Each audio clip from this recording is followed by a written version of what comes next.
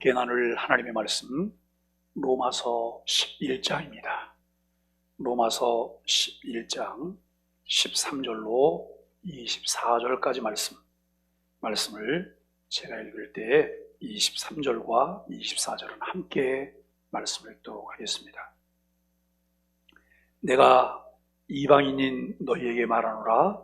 내가 이방인의 사도인 만큼 내 직분을 영광스럽게 여기노니 이는 혹 내 권력을 아무쪼록 시기하게 하여 그들 중에서 얼마를 구원하려 함이라.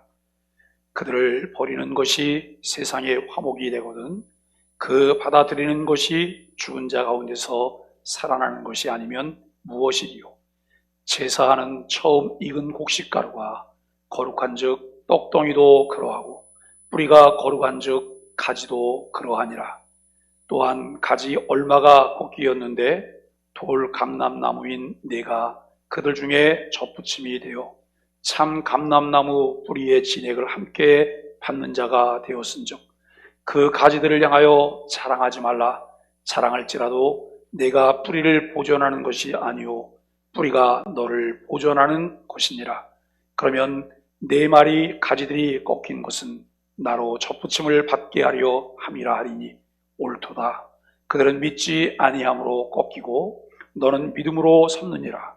높은 마음을 품지 말고 도리어 두려워하라. 하나님이 원가지들도 아끼지 아니하셨은즉 너도 아끼지 아니하시리라.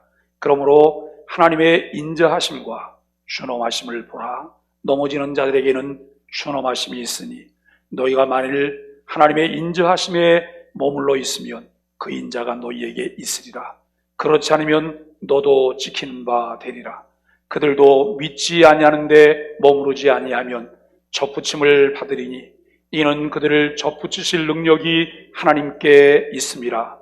내가 원 돌 감람나무에서 지킴을 받고 본성을 거슬러 좋은 감람나무에 접붙임을 받았으니 원가지인 이 사람들이야 얼마나 더 자기 감람나무에 접붙이심을 받으랴. 아멘.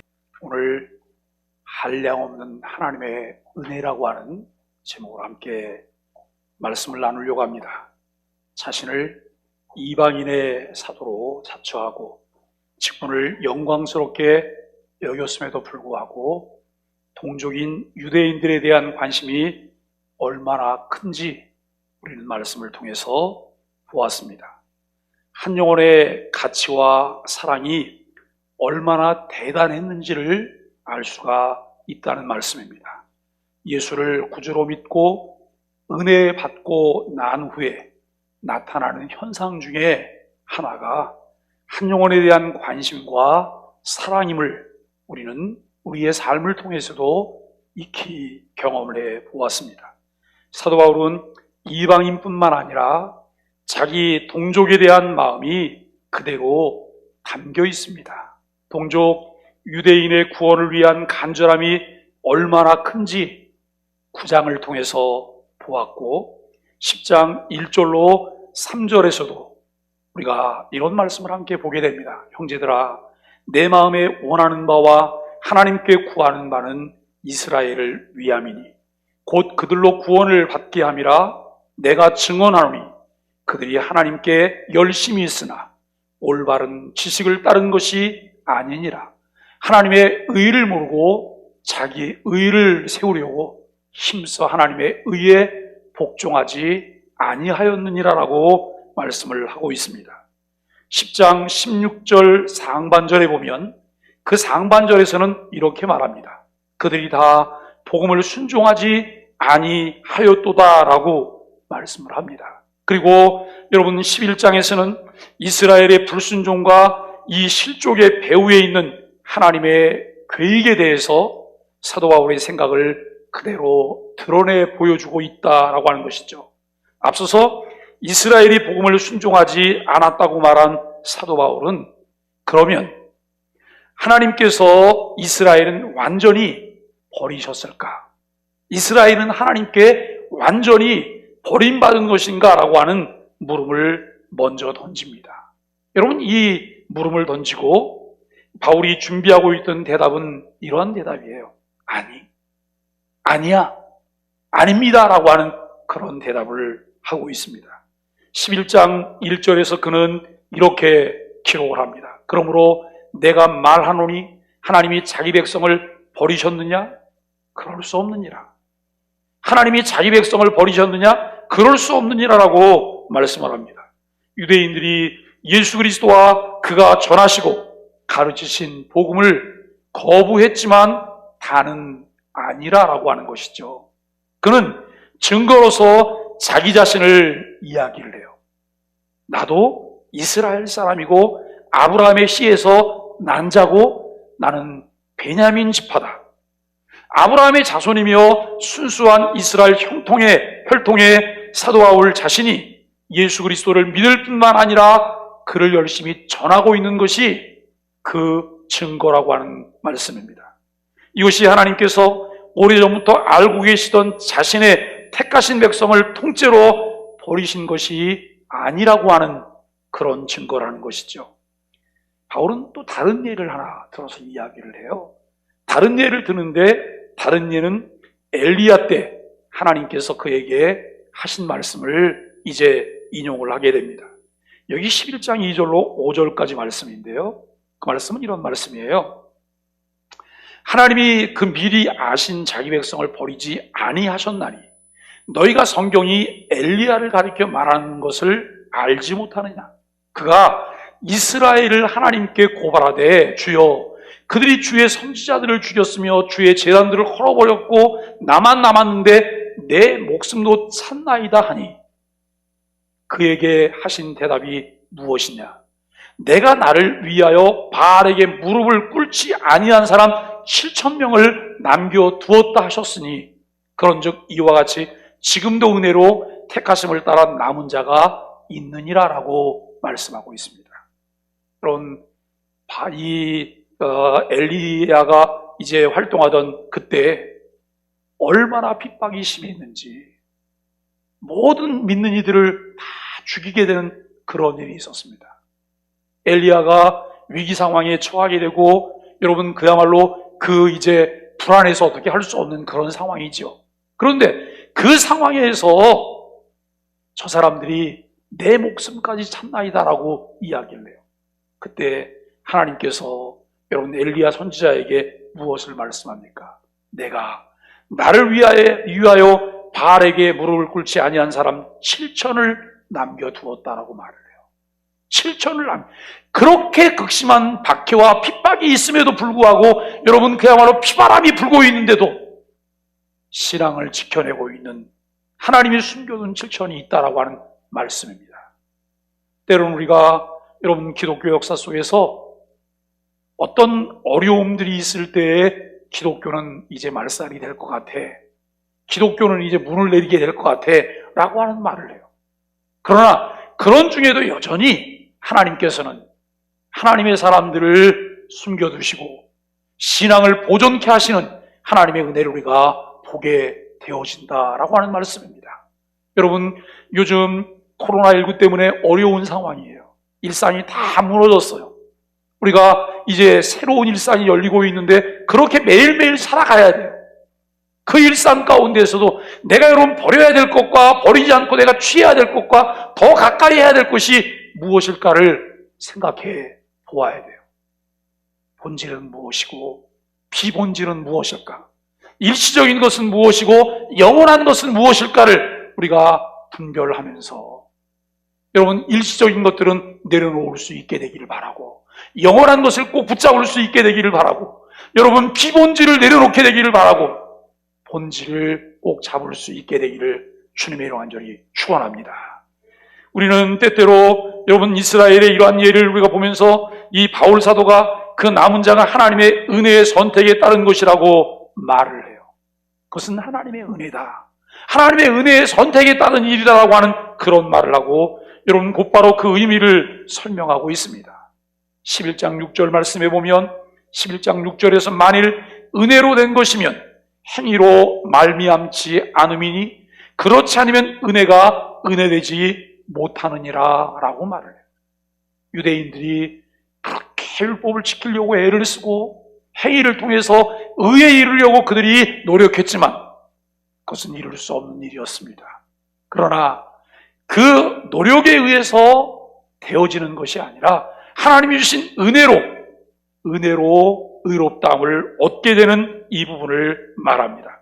바울은 누누이 강조합니다. 하나님께서 은혜로 선택하셨다고 하는 것은 그 택하심을 받은 이들의 행위를 보시고 그들을 선택하신 것이 아니라고 말을 해요. 만일 행위를 보시고 선택하셨다면 그것은 은혜가 아닙니다. 여러분, 이 말 뒤에 있는 생각이 무엇일까요? 대부분 유대인들은 오직 믿음에 의한 즉 하나님께서 은혜로 베푸시는 구원을 거부하고 끝까지 율법의 행위를 고집하다가 구하는 바를 얻지 못했습니다. 남은 자들, 하나님께서 은혜로 선택하신 이들은 오직 믿음으로 의롭다 하심을 얻는다고 하는 복음을 믿고 받아들임으로써 그것을 얻게 되었다고 하는 것입니다. 선택받아 남은 사람들은 듣고 믿을 수 있는 은혜를 얻었습니다.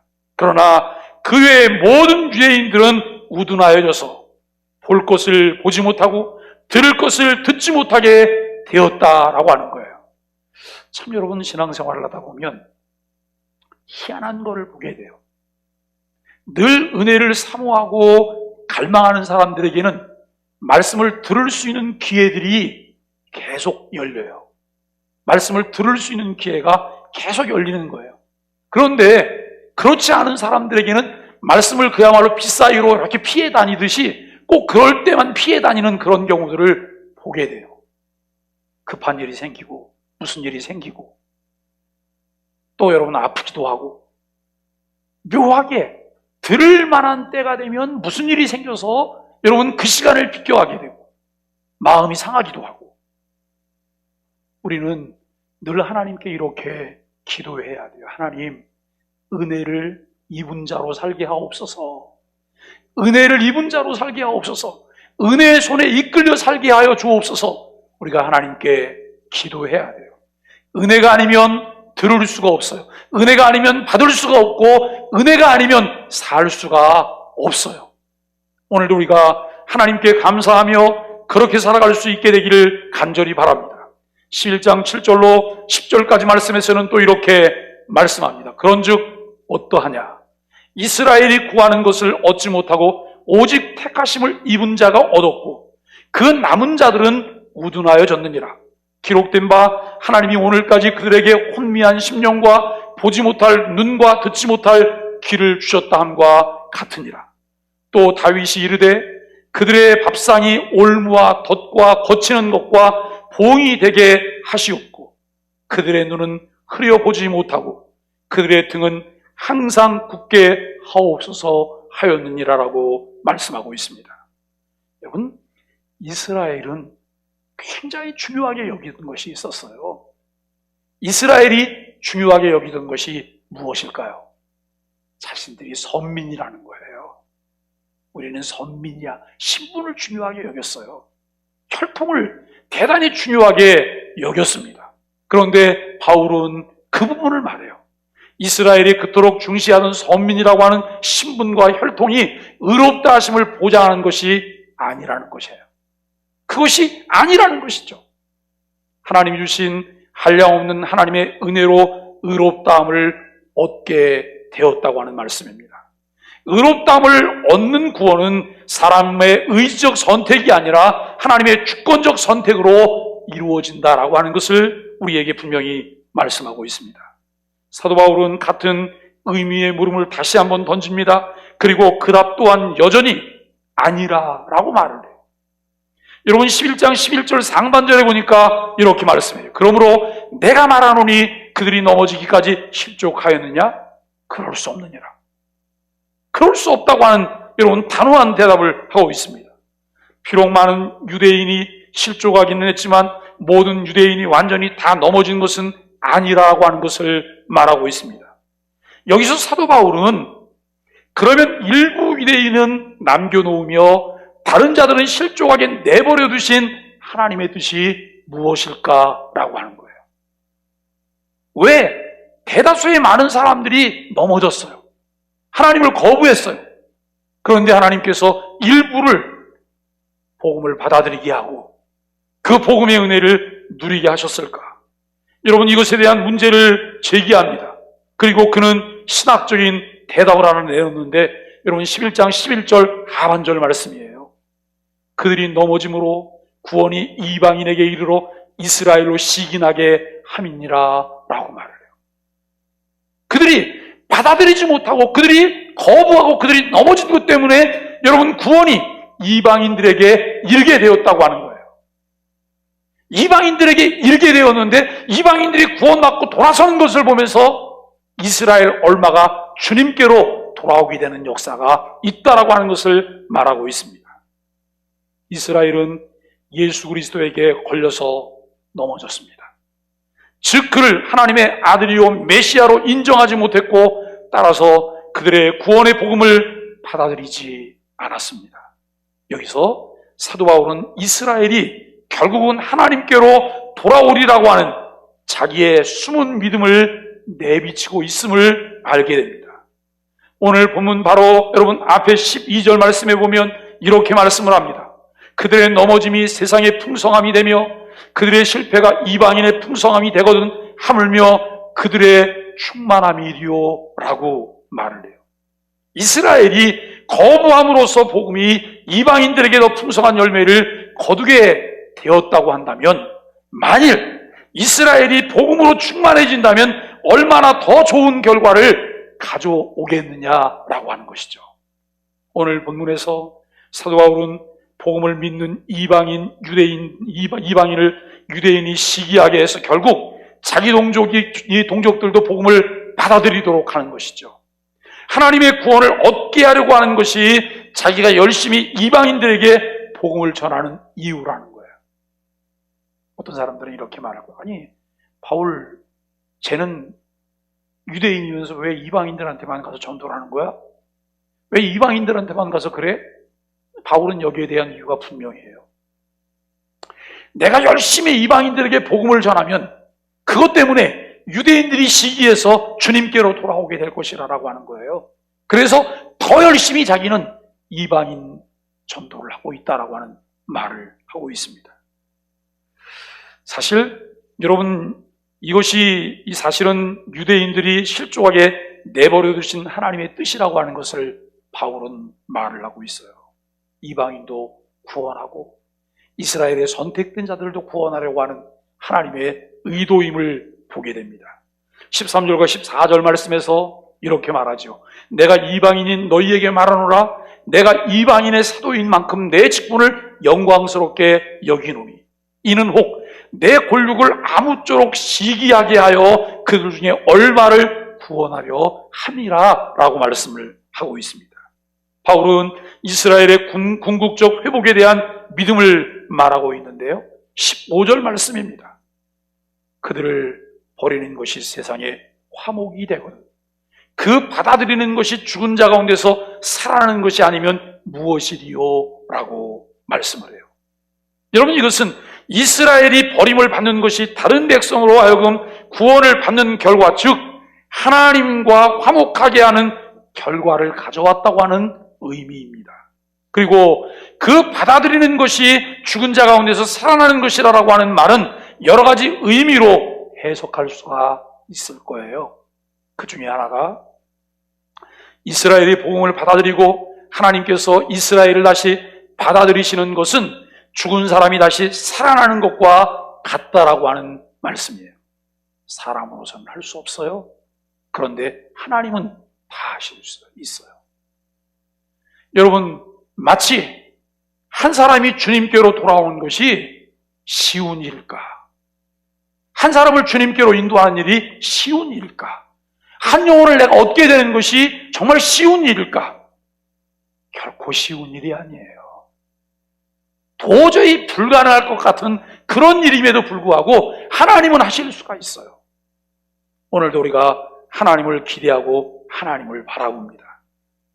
여러분, 율법의 행위에 의한 이 의에 매달리는 사람은 영적으로 다 죽은 자들인데 하나님께서 다시 받아들이게 된다면 그것은 영적으로 다시 살아나는 것이나 마찬가지라라고 하는 거예요. 이스라엘은 하나님께서 예수 그리스도를 보내주셨지만 예수 그리스도를 받아들이지 않아요. 예수 그리스도를 받아들이지 않아요. 그리고 여전히 자기들이 가지고 있는 율법을 통해서 구원받으려고 생각하고 율법의 의를 얻으려고 노력해요. 이렇게 노력하는 자들은 다 죽은 자들이라고 하는 거예요.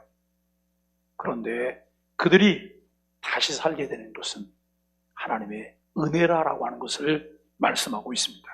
그리고 여러분, 다른 하나의 의미는 무엇일까요? 복음을 거부하는 이스라엘의 완악함 때문에 이방인들에게 복음의 기회가 주어져서 하나님과 화목하게 하는 기쁜 일이 생겼다라고 하는 것입니다. 그로 인해 이스라엘이 복음에 순종하여 생명을 얻게 되었으니 이것이 큰 기쁨이 아닐 수 없다는 거예요. 이렇게 이스라엘이 회복의 가능성을 긍정적으로 언급한 사도 바울은 그 근거를 제시해서 이야기를 합니다. 오늘 보면 16절에 보면 16절에서 제사하는 처음 익은 곡식가루가 거룩한 즉 떡덩이도 그러하고 뿌리가 거룩한 즉 가지도 그러하니라 라고 말씀을 하고 있습니다. 민수기 15장 20절에서 21절에 따르면 이스라엘 백성들은 처음 익은 곡식가루로 떡을 만들 때 떡 반죽에서 일부를 떼어 과자를 만들어 하나님께 거제로 드리게 되어 있었습니다. 그런데 여기서 처음 익은 곡식가루와 뿌리는 누구를 가리키는 것일까요? 그것은 믿음의 조상 아브라함과 그와 맺으신 하나님의 언약을 물려받은 족장들을 가리키고 있는 말씀입니다. 그렇다면 떡덩이와 가지는 누구일까요? 떡덩이와 가지는 이스라엘입니다. 이스라엘이 비록 현재의 모습은 하나님 보시기에 많이 잘못되었다 할지라도 그 근본은 거룩한 족속이라는 거예요. 하나님이 부르신, 하나님의 선택된 선민이라고 하는 것을 말하고 있습니다. 여러분, 복음을 받아들인 이방인들이 아직 복음을 받아들이지 않고 있는 유대인들을 일방적으로 멸시해서는 안 된다, 안 될 것이라고 하는 이런 권고예요. 이스라엘이 복음을 거역해서 이것이 흘러서 이방인들에게 흘러넘쳤어요. 이방인들이 혜택을 보고 있어요. 이방인들이 구원의 은혜를 입었어요. 그랬더니 이방인들이 유대인들을 멸시하는 거예요. 하찮게 여기고 우습게 여기고 멸시하고 여러분 이렇게 말을 해요. 그랬더니 바울이 이 부분에 대해서 그런 말을 멸시해서는 안 된다는 거예요. 너희가 구원받았다고 유대인들을 멸시해서는 안 된다라고 하는 그런 말씀입니다. 이방인들이 복음을 받아들인 것이 그들이 스스로 이룬 것이 아니라 하나님의 은혜임을 기억하며 교만하지 말 것을 권면하고 있습니다. 만일 하나님의 은혜를 잊고 교만해지면 바로 이스라엘이 버림받은 것과 똑같이 버림받을 것이라고 하는 준엄한 경고예요. 여기서 우리는 사도 바울의 관심이 자기 동족으로부터 다시 복음을 받아들인 이방인들에게로 방향 전환하고 있는 것을 보게 되는데요. 여러분 17절 이하 24절까지 말씀에서 반복되는 그런 내용들이에요. 이방인들의 구원이나 여러분 거역하고 불순종했던 이스라엘의 이 구원은 모두에게 한량없는 하나님의 은혜라는 거예요. 이방인들이 구원받는 것, 거역했던 이스라엘이 돌아오는 것, 이것은 한량없는 하나님의 은혜인데요. 여러분 그러면서 한 예를 들어서 말을 해요. 감람나무, 참 감람나무, 그리고 여러분 돌감람나무라고 말을 해요. 그냥 우리 성경에는 감람나무라고 말하지만 여러분 이것은 감람나무가 아니라 무화과나무라고 하는 표현이 더 맞는 거예요. 그런데 참 감람나무인 이스라엘의 거역으로 돌감람나무인 이방인들이 원줄기에 붙어 그 혜택을 누리게 되었으니 잘난 척하며 우쭐거리는 교만을 범하지 말고 살아야 된다라고 말씀하고 있습니다. 왜냐하면 참 감람나무인 이스라엘의 불순종으로 버려두신 하나님께서 돌감람나무인 이 이방인들을 버리는 것은 더 쉬운 일일 것이라고 하는 말씀이에요. 하나님의 준엄하심과 인자하심을 보라고 말을 해요. 하나님의 준엄하심을 봐라. 하나님의 인자하심을 봐라.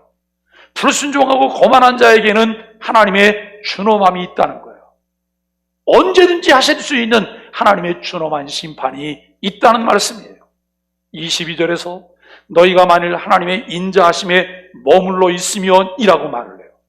너희가 만일 하나님의 인자하심에 머물러 있으면, 너희가 만일 계속해서 하나님의 인자하심을 신뢰하면이라고 하는 말이에요. 이 말은 무슨 말이냐면, 하나님의 인자하심이 아니면 이방인 너희들이 구원받을 수 있었느냐? 하나님의 인자하심 때문에 너희가 구원받아서 그 은혜를 누리고 있고 그것을 신뢰하고 지금도 거기 머물러 있다면, 유대인들을 바라보면서 잘한 척하지 마라, 교만하지 마라, 이런 말씀이에요. 내가 하나님의 자녀가 된 것은 하나님의 은혜잖아요. 전적인 하나님의 은혜이기 때문에 구원받은 것 감사하면서 내가 다른 사람들을 돌아보고 다른 사람과 함께하는 이 삶이 우리에게 필요한 거예요.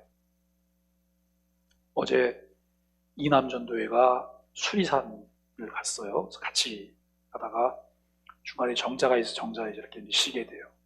정자 쪽을 가다 보니까 한쪽은 햇볕이 들고 한쪽은 그늘이 져서 누구든지 보면 거기 가서 앉겠더라고요. 그래서 제가 올라가니까 이미 벌써 사람들이 자리를 다 차지하고 있어서 햇볕 드는 여기 앉아 있다가 나중에 이제 밑에 그늘로 내려왔습니다만, 그러면서 우리 남전도회원들하고 그런 얘기를 했어요. 우리가 아무도 사람이 없을 때, 여러 사람이 올라가고 있을 때, 그런 상황이면 예수 믿는 사람과 예수 믿지 않는 사람의 자리 선택의 차이가 있을까? 있어야 될까? 어떻게 생각하세요? 자리 선택의 차이가 있어야 될까요? 뭐 예수 믿는 사람도 빨리 가서 선점해서 좋은 시원한 자리를 앉아야 되니까 막 달려가서 거기를 앉아야 될까요? 제가 그런 얘기를 했어요. 정말 우리가 주님을 사랑하는 이웃들을 좀 돌아볼 수 있는 마음의 여유를 가진 사람이라면 내가 처음 가서도 햇볕이 있는 데 가서 내가 앉을 거다. 시원한 자리 가서 앉는 것이 더 좋은데 왜 거기 가서 앉아야 될까? 내가 시원한 자리에 앉으면 다른 어떤 사람이 시원한 자리를 앉지 못하고 햇볕 있는 데서 앉아야 되니까. 이게 배려라는 거예요.